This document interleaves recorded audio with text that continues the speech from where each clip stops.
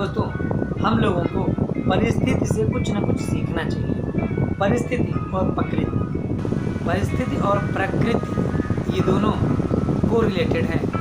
परिस्थिति प्रकृति से जुड़ी है और प्रकृति परिस्थिति से जुड़ी है।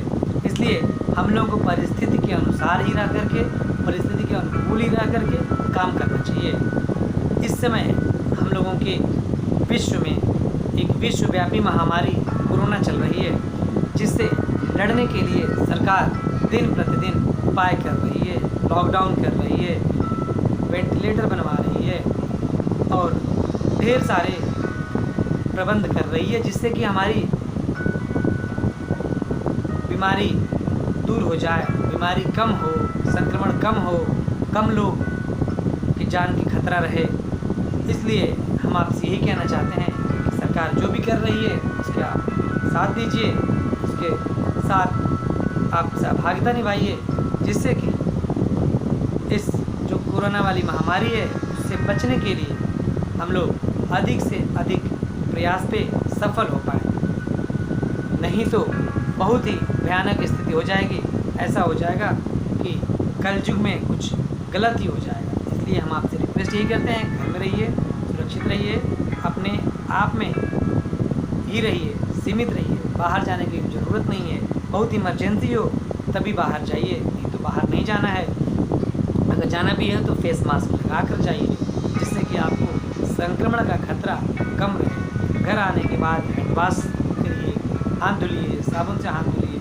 ये सब चीज़ें जो होता आ रहा है उसको आप करिए और देखिए कि हमारे देश में जो भी हमारे सरकार है क्या क्या कदम उठा रही हैं, उनके लिए हम लोगों को भी सहयोग करना चाहिए।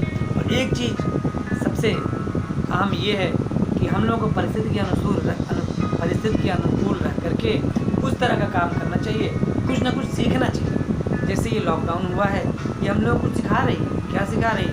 घर में कैसे रहना है। आप खुद सोचिए कि आपके परिवार है, वो सोचता था, अगर आपकी पत्नी है सोचती थी कि मेरे हस्बैंड ऐसे भी रहता है, एक संडे मिलता है, कई संडे होता है, छुट्टी मिलती तो हम लोग घर परिवार सब लोग साथ में रहते। बच्चे सोचते हैं कि माँ बाप घर में रहें, हमारे साथ रहें।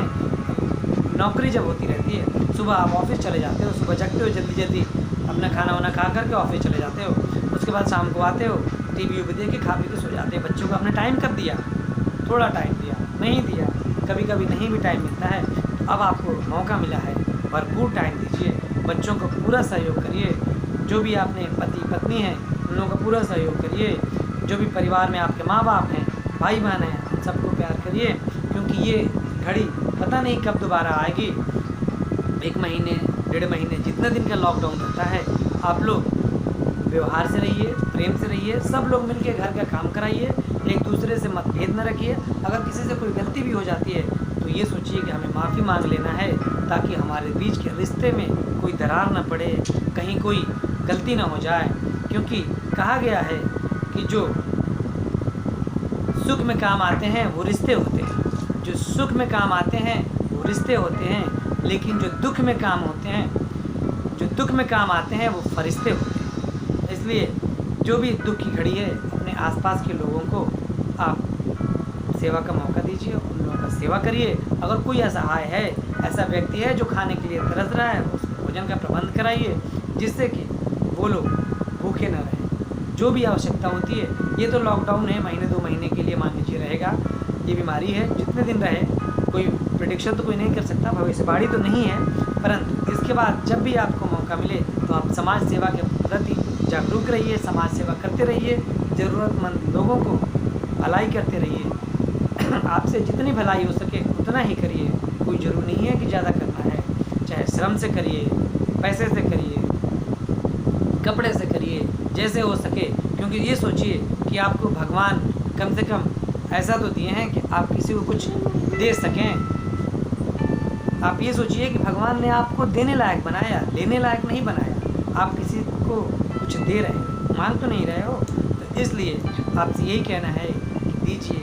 दान देने से, समाज सेवा करने से कुछ घटता नहीं है, बल्कि बढ़ता ही बढ़ता है। वो दिखता नहीं है, लेकिन वो कुछ न कुछ आता ही है।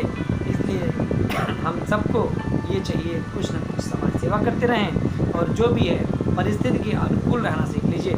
मैं आलोक सिंह, आलोका ग्रुप एक कदम समाज सेवा की तरफ से आपसे यही कहना चाहता हूँ कि अपने लिए तो सब जीते हैं, परंतु दूसरों के लिए और समाज के लिए जीना एक अच्छी पहल है।